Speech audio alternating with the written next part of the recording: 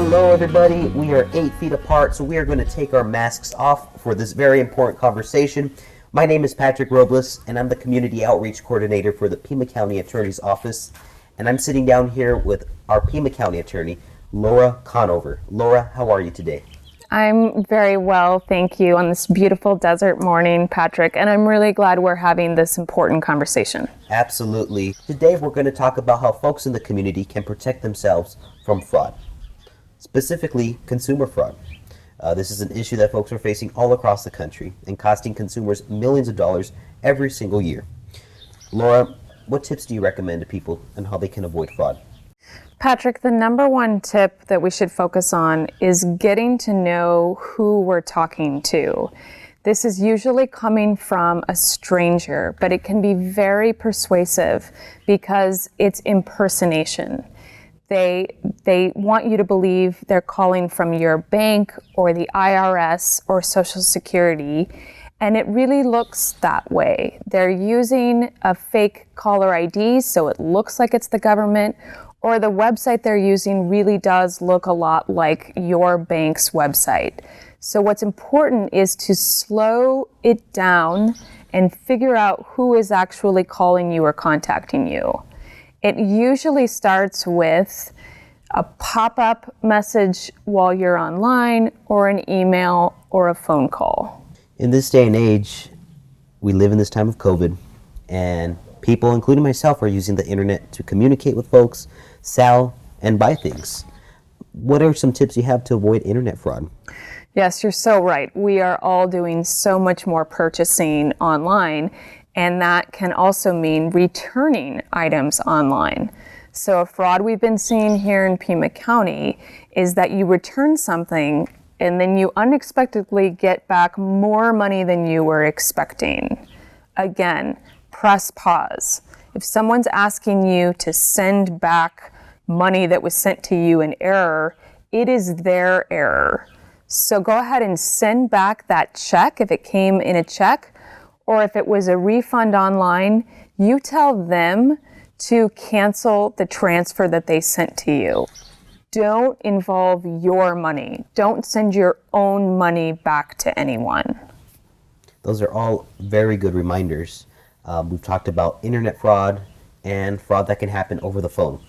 Does this also occur in person? It does occur in person. That's another fraud we're seeing here in Pima County. Again, during COVID, there's been a huge uptick in home improvement or home repair.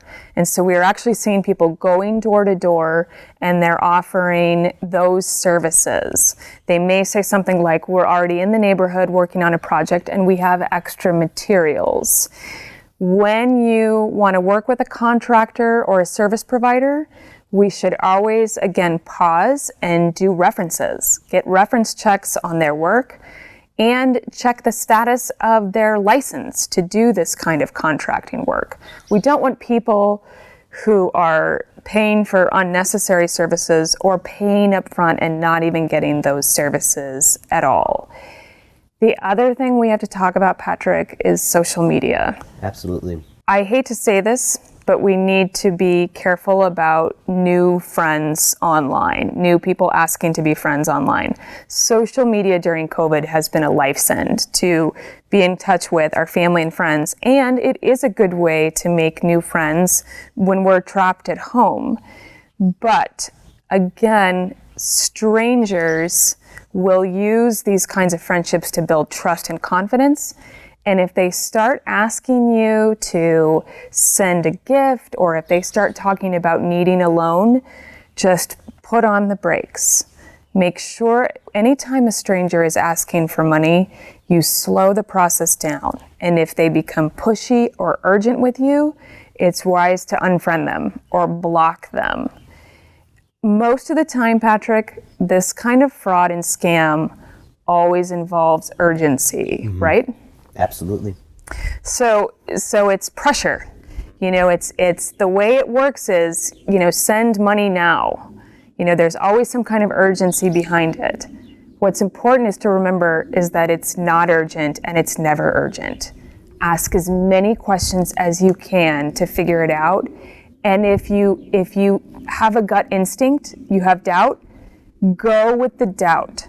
Tell the person that you need to look into this, and then pick up the phone to a family member or a friend or a neighbor about the doubt you're having with this request for money.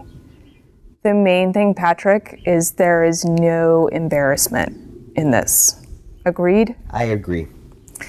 We don't want people to feel shame. Millions of people fall victim to fraud every year, including my own colleagues, friends, and even family.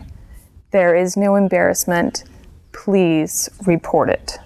Thank you very much. All of these points are very great advice for folks in the community to know. Thank you. Everybody, if you want to learn more information about how you can avoid internet, phone, and in-person fraud, please visit the website down below, pcao.pima.gov/fraud.